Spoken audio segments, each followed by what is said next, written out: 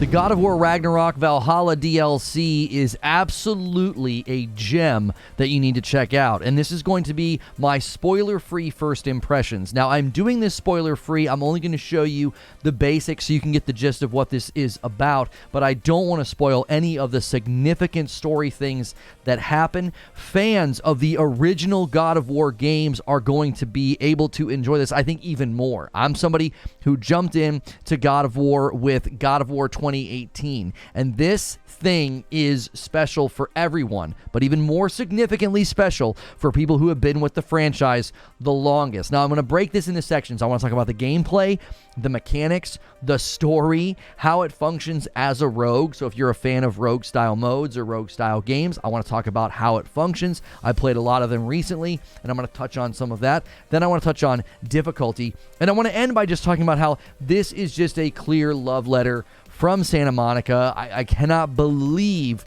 that this is free. So let's just start with gameplay, okay? And I'm going to be showing you some of my own gameplay here from when I streamed. So it is extremely satisfying. I was a little concerned about how the gameplay would flow and feel. The night before this came out, I booted back up and I sort of gave myself a refresher on just how the combat flows within God of War Ragnarok. Now, I will say, this game is going to push you to your limits with adaptation. I, for one, am extremely comfortable with certain runic abilities or certain weapons. I really favor the axe over the Chaos Blades. Never been too big of a fan of the spear, and this game is going to sort of push you in that direction. And I think that makes the gameplay really, really extra special. Now, while you're playing, when you clear rooms, you will do some of the more typical things that are accustomed to a rogue. You're going to be picking between things, but here's the thing. The very first chest is your weapon path, okay? This is going to influence everything that you run into throughout. So it can be a bit of a bummer if you don't see the axe on the first chest, because that's going to limit how often the axe gets stuff added to it throughout that run. So you can see right here, I got to pick between Path of the Spear and Path of Blades. But I think, again, this is a great element of the gameplay. It's softly pushing you to things that you might be less comfortable with. It does the same thing before you go into a run. It has you choose between the shields and the different Spartan rages, but it will give you more currency if you pick the shield or the Spartan rage that they have shimmering. They're like, hey, do this one. So I ended up using shields that I had never really used in my playthrough because they're just not my style, and I used Spartan rage that I had not, usually used, and I really, really liked that aspect. So I found the gameplay to be incredibly satisfying. As you're sort of going through the game, you're going to get accustomed to the rooms, right? They'll be typical of, runs in previous games where you've done rogues, where a room becomes familiar, right? They're pieced together in different orders. And then the different, little logos and icons over top of the door or over top of a chest lets you know what you're going to get from inside of it. Now, that's the gameplay. Super satisfying, very, very fun. I really enjoyed the way they had it flowing from room to room to room, boss to boss to boss. I only died once, and I think that's very intentional, so no spoilers, but they really lay it on thick when you first get in there. Your shield doesn't work, so you get your clock cleaned a lot, because without your shield, you get your shield after that. But they do that where it's one of those things where I feel like they really are sort of forcing the failure. That's where some pretty awesome story elements come in that I'm not going to talk about, okay? But the gameplay flowed well because I only died that one time. The rest of the times, I was completing runs and ending up back at the start, and I love that. I absolutely love that for a rogue. For people that are maybe less of a fan of rogue-style games or rogue-style modes, I think you're going to be pleasantly surprised how often you end up back at the start instead of feeling like, oh, I have to start all the way over. I'll talk more about that when I talk about difficulty, but I want to talk about mechanics. The mechanics and how it works with respect to picking the different things and getting stronger as you go, you really feel it. I picked one once that told me it was going to increase the power of my right trigger final blow of the combo with Chaos Blades. I tried it in the very next room, and I got to tell you, I could immediately sense that they had buffed it. And again, this is something that I think is very special, that you're not going to feel like just you're playing normal old God of War Ragnarok. You're going to feel like you're playing a very, very different version because you're going to be playing abilities or modes or weapon styles that maybe you typically stay away from. Little tip, anytime you're in areas like this, look for the chests, but also look for the pottery. Bust it up. You're going to get consistent currency from it, and it adds up quickly. So always scour the area and look for the pots, bust them up, because that's going to be really, really helpful to you. And that's another element of the mechanics. There's almost a Metroidvania style to this. Like you'll notice in some of these areas where I can't get through, there's like a wall that you can't go through, and you can kind of see the stuff behind it. And then as you get stronger and get those upgrades and stuff, you can come back and things sort of start to open up. So as it gets more familiar to you, you feel that sense of investment of like, oh, I'm not just getting stronger as Kratos, but the actual area of Valhalla opens up to me. That is something that you'll notice when you come back. You're investing in things that changes Valhalla and what you find, or you're just investing in your base level stats and your base level health. I absolutely love that division of currency. It really helps you focus on making Kratos stronger, but also adjusting what you might find out in the world.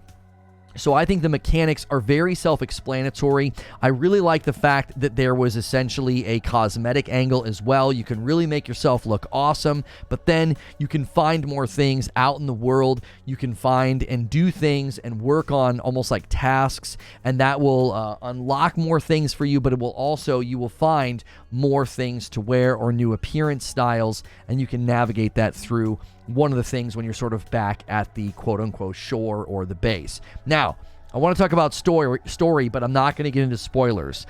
I will say this.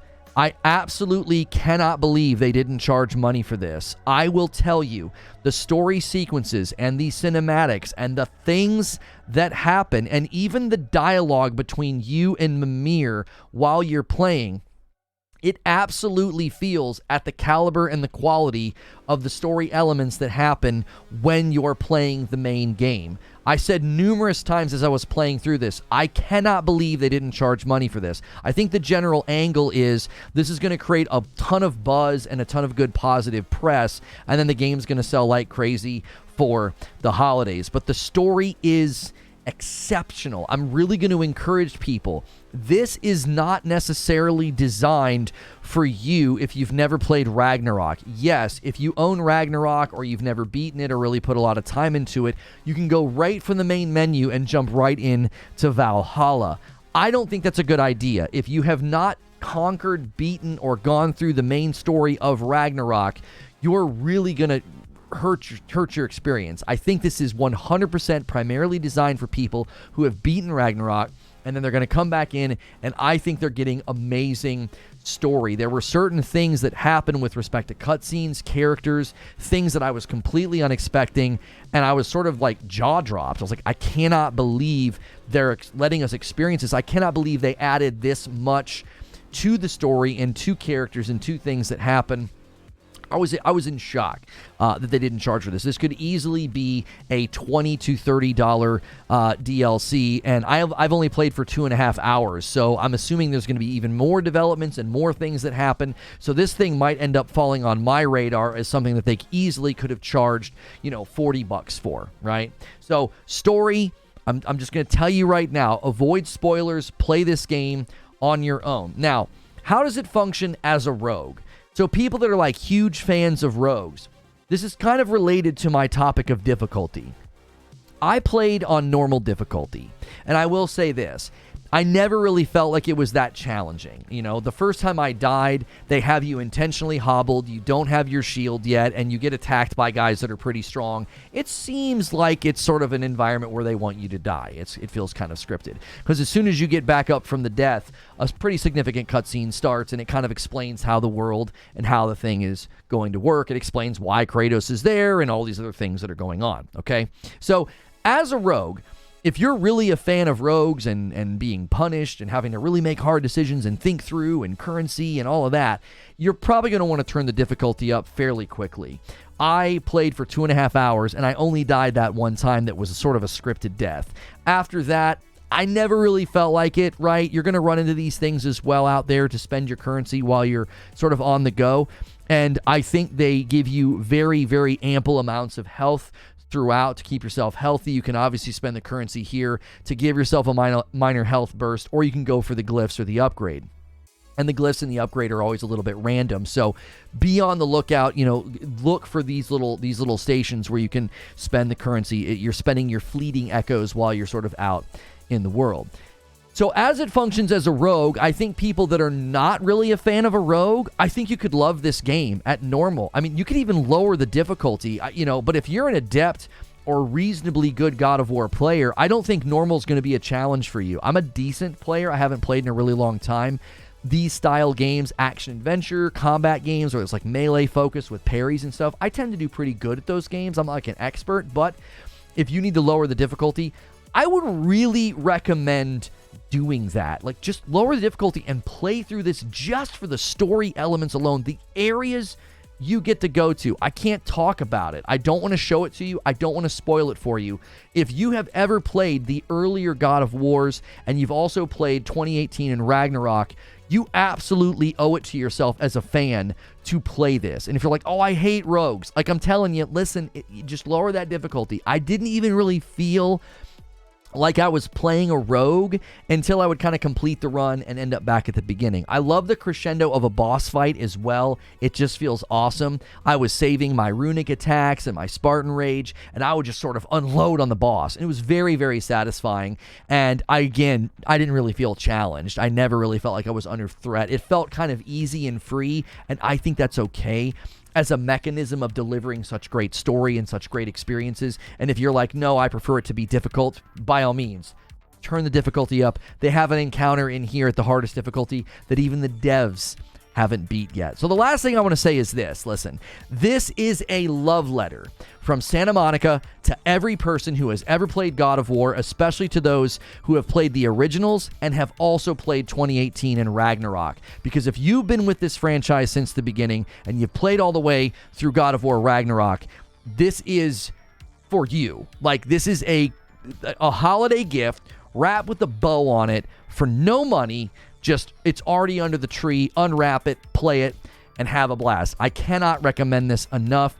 I have warmed up to rogues significantly thanks to games like Returnal, as well as some PSVR 2 games that have really opened my eyes to what a community member called Zubair, he's in our community, he called it bite-sized gaming. And it really is. It just feels great to play a game in that bite-sized format. You don't need to put a ton of hours into, or New Game Plus. Your skill tree is completely unlocked. You have all these abilities, and so you get to play like a version of Kratos. Every run is going to be a little bit different, and I loved the soft pushes to use different shields, use different Spartan rage. There was a couple of times where I encountered enemies where I had to get my spear out because of their shield that they had, and I had some abilities. I had some kind of a thing that happened at the very, very end of the combo with the spear, and it happened, and it was just like, oh, that was kind of cool. Like, I kind of was like, man, maybe I should play a little bit more with the spear.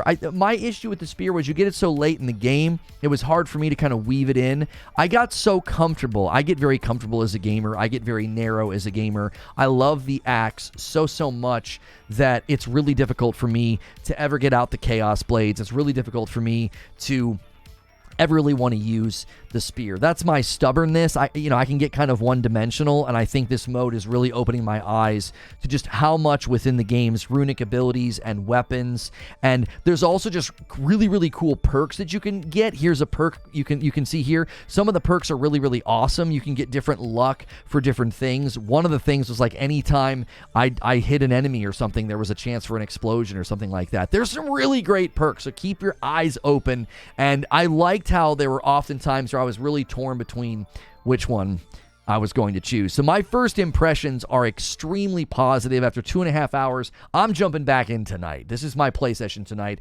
Avatar is going to take a back seat. Avatar's going to have to wait. So no significant spoilers, and I did that as a gift to you. I didn't want to ruin any of the amazing surprises that await you.